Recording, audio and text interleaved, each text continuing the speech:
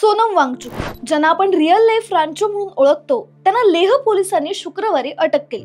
का तर त्यांच्यावर राष्ट्रीय सुरक्षा कायद्याखाली कारवाई झाली। सोनम वांगचुक गेल्या काही दिवसांपासून लडाखमध्ये एका आंदोलनाचं नेतृत्व करत होते।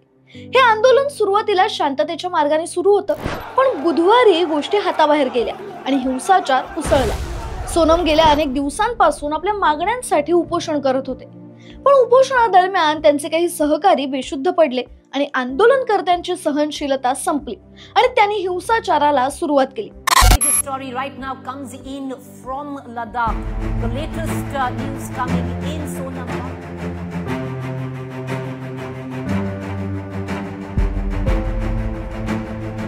Sonam Wangchuk has been arrested by the Leh police. Leh मधलं भाजपचं कार्यालय जाळलं गेलं। पुढे निदर्शनादरम्यान पोलिसांच्या गोळीबारात 4 जणांचा मृत्यू झाला आणि जवळपास 50 जण जखमी झाले। आता या हिंसाचाराला चिथावणी दिल्याचा आरोप सोनम यांच्यावर आहे, म्हणून त्यांना अटक झाली। महत्त्वाचं म्हणजे हिंसाचारानंतर सोनम यांनी आपलं उपोषणही मागे घेतलं होतं। अटकेबरोबरच केंद्र सरकारने वांगचुक यांनी स्थापन केलेल्या students educational and cultural movement of Ladakh या संस्थेचा FCRA परवाना रद्द केला। FCRA उल्लंघनाच्या आरोपाखाली ते चालवत असलेल्या हिमालयन इन्स्टिट्यूट ऑफ अल्टरनेटिव्ह लडाखचीही चौकशी सुरू केली आहे। बेकायदेशीरदृष्ट्या विदेशी फंडिंग घेतल्याचा त्यांच्यावर आरोप आहे। आता अटकेनंतर वांगचुक यांनी दावा केलाय की केंद्र सरकार त्यांना किमान 2 वर्षांसाठी तुरुंगात टाकण्यासाठी खटला उभारतंय, पण सोनम वांगचुक तुरुंगात गेल्यावर जास्त अडचणी निर्माण होऊ शकतात। थोडक्यात संपूर्ण देशासाठी स्ट्रॅटेजिक दृष्ट्या अत्यंत महत्त्वपूर्ण असलेल्या लेह लडाखमध्ये वातावरण अजूनच पेटू शकतं। त्यामुळे सोनम वांगचुक नेमकं कोणतं काम करत होते, त्यांच्या मागण्या नेमक्या काय होत्या आणि कधी काळी केंद्रातल्या भाजप सरकारचे समर्थक असलेले सोनम वांगचुक विरोधक कसे बनले, हे सगळं जाणून घेऊया या व्हिडिओच्या माध्यमातून। पण त्याआधी गाजावाजाला सबस्क्राइब करा आणि नवनवीन अपडेट्ससाठी बेल आयकॉन क्लिक करायला विसरू नका। नमस्कार, तुम्ही पाहताय गाजावाजा।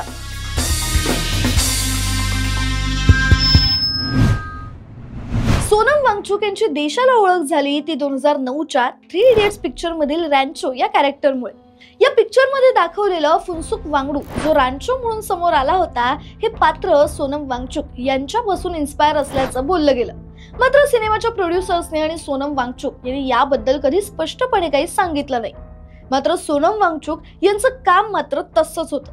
गेल्या 3 दशकांपासून जग सोनम वांगचुक यांना एक शिक्षण सुधारक, हवामान कार्यकर्ता आणि नवनवीन गोष्टींचा शोध लावणारा खटपट्या संशोधक म्हणून ओळखत होतं।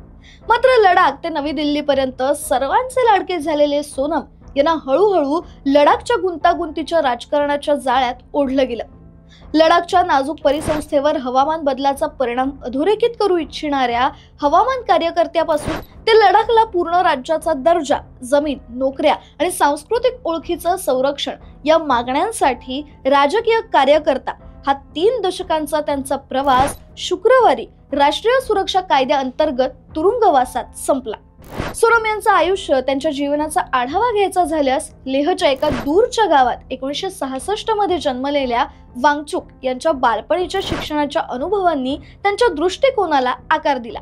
मेकॅनिकल इंजिनियर पासून त्यांनी स्वतःला शिक्षण सुधारक बनवलं। लडाखमध्ये पुन्हा येऊन त्यांनी पहिली students educational and cultural movement of Ladakh या एका वेगळ्या आणि नवीन शाळेची स्थापना केली। वांगचुक यांनी आपला फोकस लडाख आणि तिथल्या लोकांच्या शिक्षणावर केंद्रित केला। 1994 मध्ये त्यांनी सरकारी शिक्षण व्यवस्थेत सुधारणा आणण्यासाठी ऑपरेशन न्यू होप सुरू करायला सरकारला मदत केली। या चळवळीमुळे ते लडाख आणि जम्मू आणि काश्मीर मधील प्रशासनाच्या जवळ आले आणि अनेक शैक्षणिक प्रकल्पांसाठी सल्लागार म्हणून त्यांची नियुक्ती होऊ लागली। पुढे 2005 मध्ये त्यांना मानव संसाधन विकास मंत्रालयात प्राथमिक शिक्षणासाठी राष्ट्रीय प्रशासकीय परिषदेचे सदस्य म्हणून नियुक्त करण्यात आलं। त्यामुळे त्यांचं केंद्र सरकार सोबतही काम सुरू झालं। त्यानंतर त्यांनी आपला मोर्चा वळवला पर्यावरण रक्षणाकडे। त्यातही त्यांनी भरीव काम करायला सुरुवात केली। हिमनद्या, शेतकरी, त्यांच्या संस्थेचे ग्रीन कॅम्प्स अशा अनेक सेगमेंटमध्ये त्यांनी काम सुरू केलं, ज्यामुळे मग त्यांना 2018 मध्ये प्रतिष्ठेचा रॅमन मॅक्सेसे पुरस्कार मिळाला। त्यानंतर लडाखसाठी एक महत्त्वाची घटना घडली। 5 ऑगस्ट 2019 रोजी केंद्राने जम्मू आणि काश्मीरचा विशेष दर्जा रद्द केला आणि राज्याचे जम्मू, काश्मीर आणि लडाख असे 2 केंद्रशासित प्रदेशांमध्ये विभाजन केलं। तेव्हा लेहमधील बहुतेक लोकांप्रमाणे सोनम वांगचुक यांनीही या निर्णयाचं स्वागत केलं. सोनम यांनी तर ट्विटरवर पोस्ट टाकली, धन्यवाद पंतप्रधान, लडाखचे जुने स्वप्न पूर्ण केल्याबद्दल लडाख पंतप्रधान नरेंद्र मोदी यांचे आभार मानतोय. 30 वर्षांपूर्वी ऑगस्ट 1989 मध्ये लडाखी नेत्यांनी केंद्रशासित प्रदेशाच्या दर्जासाठी आंदोलन सुरू केलं होतं. या लोकशाही निर्णयासाठी सर्वांचे आभार असं ट्विट पोस्ट करत त्यांनी मोदींना पाठिंबा दिला होता. त्यानंतर पुढे 2020 मध्ये गलवान इथे भारत आणि चीन सैनिक आमने सामने आले होते. तेव्हा वांगचुक यांनी चीनी उत्पादनांवर बहिष्कार टाकण्याचं आवाहन केलं होतं. सोबतच त्यांनी दुर्गम परिस्थितीत राहणाऱ्या सैनिकांसाठी सौर तंबूही विकसित केले होते. पण हळूहळू गोष्टी बदलल्या. सोनम वांगचुक यांची काही विषयांवरील भूमिका त्यांना केंद्र सरकारच्या विरोधात उभी करणारी होती.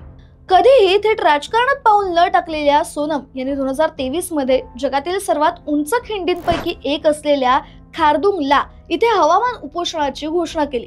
कारण ते लडाखच्या नाजूक पर्यावरणावर हवामान बदलाचा परिणाम अधोरेखित करण्यासाठी आणि 6व्या अनुसूची अंतर्गत लडाख मधील लोकांना संरक्षण मिळावं अशी मागणी करण्यासाठी उपोषण होतं. चीनशी झालेल्या संघर्षानंतर भारत सरकारने लेह लडाखमध्ये मोठ्या प्रमाणात रस्ते आणि इतर पायाभूत सुविधा उभारण्यास सुरुवात केली होती. मात्र यामुळे इथल्या निसर्गाची हानी होईल असं म्हणत वांगचुक यांनी या प्रकल्पांना सुद्धा विरोध केला. त्यानंतर आंदोलनाची मालिकाच सुरू झाली. याच दरम्यान त्यांनी एक राजकीय विधान देखील केलं की लडाख केंद्रशासित प्रदेश बनण्यापेक्षा जम्मू काश्मीरचा भाग असताना जास्त चांगलं होतं. त्यांच्या या वक्तव्याने एकच खळबळ उडाली होती. पुढे सप्टेंबर 2024 मध्ये तर त्यांनी लेह ते दिल्ली असा मोर्चा काढला होता आणि त्यानंतर त्यांना दिल्ली बॉर्डरवर अटकही करण्यात आली होती. पुढे त्यांनी मग उपोषणाचा मार्ग स्वीकारला आणि त्यांच्या या उपोषणाला देशभरातून पाठिंबा मिळत होता. लडाखला संपूर्ण राज्याचा दर्जा आणि लडाखला संविधानिक संरक्षण या 2 मागण्यांवर ते अजूनही आग्रही आहेत. आता 10 सप्टेंबर पासून त्यांनी आमरण उपोषण सुरू केलं होतं. मात्र जम्मू काश्मीर आणि लडाखचा मुद्दा हा देशाच्या संरक्षणाच्या दृष्टीने संवेदनशील असल्याने असं प्रेशर खाली निर्णय घेता येणार नाही असं केंद्राचं म्हणणं होतं. या उपोषणाच्या 15व्या दिवशी तरुणांच्या एका गटाने तोडफोड करून हिंसाचाराला सुरुवात केली, ज्यामुळे पोलिसांच्या गोळीबारात 4 निदर्शकांचा मृत्यू झाला. त्यातच नेपाळमधील जेन्झी आंदोलनाच्या घटनेचा उल्लेख करून तरुणांना भडकावल्याचा आरोप सोनम यांच्यावर करण्यात आला. केंद्राने वांगचुक यांच्यावर त्यांच्या प्रक्षोभक विधानाने तरुणांना भडकावल्याचा आरोप केला आणि त्यांच्या संस्थेचा FCRA परवाना रद्द केला. 3 दिवस चाललेल्या या नाट्याचा अखेर वांगचुक यांच्या अटकेने शेवट झाला. आता हे देशाच्या सुरक्षेच्या दृष्टीनेही महत्त्वपूर्ण असलेलं प्रकरण केंद्र सरकार कसं हँडल करतं हे पाहणं महत्त्वपूर्ण ठरणार आहे. या संपूर्ण प्रकरणाबद्दल तुम्हाला काय वाटतं आम्हाला कमेंट करून नक्की सांगा. आणि अशाच लेटेस्ट अपडेट्स मिळवण्यासाठी गाजा वाजाला लाईक, शेअर, फॉलो आणि सबस्क्राईब करायला विसरू नका.